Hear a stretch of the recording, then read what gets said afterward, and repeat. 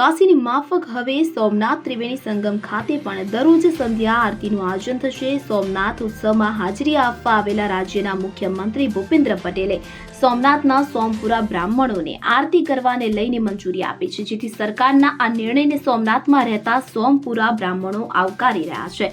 કાશીની જેમ ત્રિવેણીમાં થશે સંધ્યા આરતી। કાશી કોરિડોરના જીર્ણોદ્ધાર બાદ दैनिक धोरणे मां गंगानी संध्या आरती करवानी एक परंपरा शुरू थाय छे के जेमां वडाप्रधान मोदीनी साथे विश्वना देशोना लोको पण जोडाया हता અને સનાતન ધર્મની આ ધાર્મિક પરંપરાને એકદમ નજીકથી જોઈ હતી। બિલકુલ આ જ પ્રકારે પ્રથમ જ્યોતિર્લિંગ અને સોમનાથ મહાદેવની બિલકુલ સમીપે થઈ રહેલા હિરણ કપિલા અને સરસ્વતી નદીના ત્રિવેણી સંગમ ઘાટે દરરોજ કાશીની મારફતે સંધ્યા આરતીનું આયોજન થાય તેવી સોમનાથના સોમપુરા બ્રાહ્મણોની માંગને ધ્યાને રાખીને રાજ્યના મુખ્યપ્રધાને ત્રિવેણી સંગમમાં દરરોજ સંધ્યા આરતીને તેમની સૈદ્ધાંતિક મંજૂરી આપી છે। હવેથી દરરોજ સાંજના સમયે જે રીતે કાશીમાં ગંગાની સંધ્યા આરતી વૈદિક મંત્રોચ્ચાર અને પૂજન વિધિ સાથે થઈ રહી છે, બિલકુલ તે જ પ્રકારે સોમનાથના ત્રિવેણી સંગમ ઘાટે પણ દરરોજ સંધ્યા આરતીનું આયોજન સોમપુરા બ્રાહ્મણો દ્વારા કરવામાં આવશે। તો સોમનાથના સોમપુરા બ્રાહ્મણો મુખ્યપ્રધાન ભૂપેન્દ્ર પટેલે સોમનાથ ઉત્સવ કાર્યક્રમ દરમિયાન મળ્યા હતા। સોમનાથ ઉત્સવના ઉદ્ઘાટન પ્રસંગે મુખ્યમંત્રી ભૂપેન્દ્ર પટેલે સૌ પ્રથમ વખત ત્રિવેણી સંગમ ઘાટ ખાતે હિરણ કપિલા અને સરસ્વતી નદીને કાંઠે સંધ્યા આરતી કરી હતી। તો સોમપુરા બ્રાહ્મણોએ મુખ્યમંત્રી ભૂપેન્દ્ર પટેલને મળીને દરરોજ ત્રિવેણી ઘાટ ખાતે સંધ્યા આરતીનું આયોજન થાય તેવી લાગણી વ્યક્ત કરી હતી, જેને મુખ્યમંત્રી સહમતિ આપતા હવે કાશીની માફક સોમનાથ ખાતે પણ દરરોજ ત્રિવેણી સંગમ ઘાટ ખાતે વિશે સંધ્યા આરતીનું આયોજન પણ થશે કે જેનો લાભ સમગ્ર દેશમાંથી આવતા ભાવિકો મેળવી શકશે। અમારો અનેરો આનંદ, અમારી જે વર્ષોની અમારી એક આકાંક્ષા હતી કે અમારી ત્રિવેણી ગંગા, કારણ કે ત્રિવેણી ગંગા એટલે પ્રભાસ ક્ષેત્રનું એક મહાન તીર્થ, સારા એ ભારત વર્ષોનું મહાન તીર્થ અને પ્રત્યક્ષ પૂર્વવાહિની આ હિરણ્ય, સરસ્વતી અને કપિલા આ ત્રણ નદીઓનો જે મહાસંગમ છે એમાં ખાસ તો કે પ્રત્યક્ષ પૂર્વવાહિની સરસ્વતી અહીંયાથી જે વહન કરી રહી છે અને એના સ્થળ ઉપર મા ભગવતીની દરરોજ માટે અમારી એક આકાંક્ષા હતી, એમાં તીર્થ પુરોહિત છે કે અમારે કાયમી માટે માતાજીની આરતી ઉતરવી જોઈએ, માતાજીની પૂજા અર્ચના થવી જોઈએ। તો પ્રવર્તમાન સરકારના માધ્યમથી અમે રજૂઆત કરીએ, અમારા આગેવાનશ્રીઓએ બધા ભેગા મળીને સૌની ઈચ્છા વ્યક્ત કરી કે અમારે આ એક માતાજીની સુંદર દરરોજ માટે જેમ ગંગાજીની નિત્ય આરતી ઉતરે છે એવી જ રીતે અમારી પણ આ નિત્ય માતાજીની ત્રિવેણી ગંગાની આરતી ઉતરે એવી રજૂઆત કરી અને કાયમી માટે અમને આ આરતીનો લાભ, આ માતાજીની આરતીનો ઉતરે એવો કાયમીનો શરૂઆત કરી છે। એ બદલ પ્રશાસનનો પણ અમે ખૂબ આભાર માનીએ છીએ। અને આરતી એટલે ભગવાનનું સ્વરૂપમાં મંત્રમુગ્ધ થવું એ આરતી છે। આરતીમાં જેમ પહેલા જમાનાની અંદર ભગવાનની આરતી ઉતરતી તો લાઇટો કેવું કે દીવડા નહોતા, તો ભગવાનનો જે શૃંગાર કરેલો હોય છે એ ભગવાનના ચરણથી કરી અને ભગવાનના શિર સુધીનું સ્વરૂપના દર્શન એટલે આરતી કરાવતી હતી। આરતીનું તેજ ખાય ને ભગવાનમાં મંત્રમુગ્ધ થઈ એટલે આરતી। આ આરતી શરૂ કરવાથી ખૂબ અંતે આનંદનો અનુભવું છું અને અહીંયા 9 જાતના અલગ અલગ ઘાટો બનાવ્યા છે અને આ 9 ઘાટ ઉપર आरती सदाई માટે ઉતરે એવી हमारी आशा है।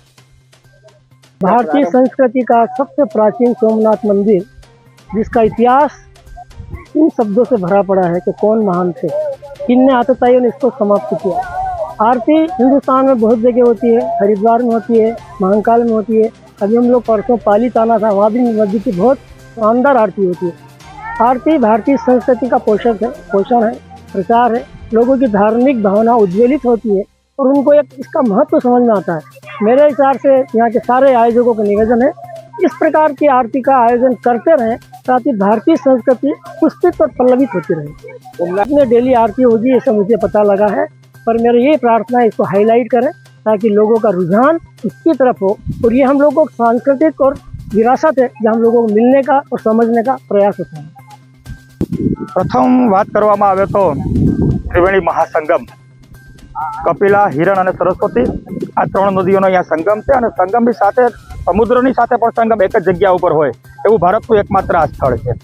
जेवी रीतना महाआरती गंगाजीनी थाय छे, महाआरती उज्जैनमा थाय छे, दरेक जग्याए महाआरती थाय छे, एवी ज रीतना अमारी पण घणा वर्षोथी लागणी अने मागणी हती ते त्रिवेणी संगम खाते रोजना माटे सांजे 7 कलाके संगमनी आरती थाय।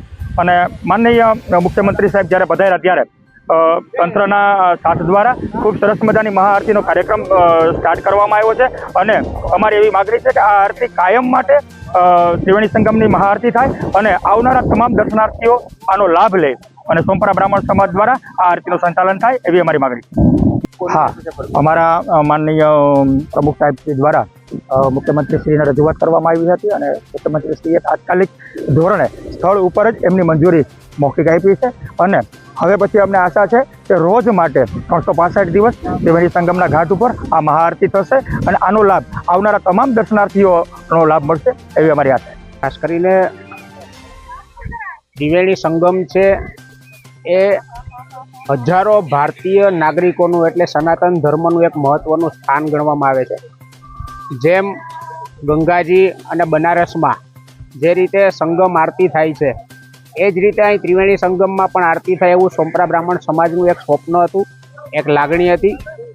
એ લાગણીને માન આપીને માનનીય જિલ્લા કલેક્ટર દિગ્વિજયસિંહ જાડેજાએ પણ આમાં સમર્થન આપ્યું છે અને ખૂબ જ મહેનત કરી છે કે ત્રિવેણી સંગમમાં ચોખ્ખું રહે, ગંદકી ન થાય અને કાયમ માટે સ્વચ્છ રહે અને કાયમ માટે જેમ ગંગાજીમાં અને બનારસમાં જેમ સંગમની આરતી થાય છે એવી જ રીતે અહીંયા આરતી થાય એ ધ્યાનમાં રાખીને હમણાં જ 2-3 દિવસ પહેલાં જ જ્યારે રાજ્યના મુખ્યમંત્રી ભૂપેન્દ્રભાઈ પટેલ અહીંયા આવ્યા હતા અને એના જ હાથે પહેલા જ દિવસે પ્રારંભ કર્યો છે આરતીનો અને હવે આ આરતી છે કાયમ માટે ચાલુ રહેશે એવું અમને એક સૂચન કર્યું છે.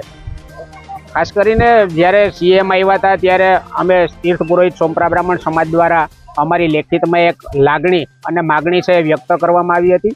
આ લાગણીને ધ્યાને રાખી અને રાજ્ય સરકાર, જિલ્લા વહીવટીતંત્ર અને કેન્દ્ર સરકાર દ્વારા પણ અમને આમાં ખૂબ જ સહયોગ મળશે અને આરતી છે હવે કાયમ માટે ચાલુ રહેશે એવી અમારી માતાજી ત્રિવેણીને પ્રાર્થના છે.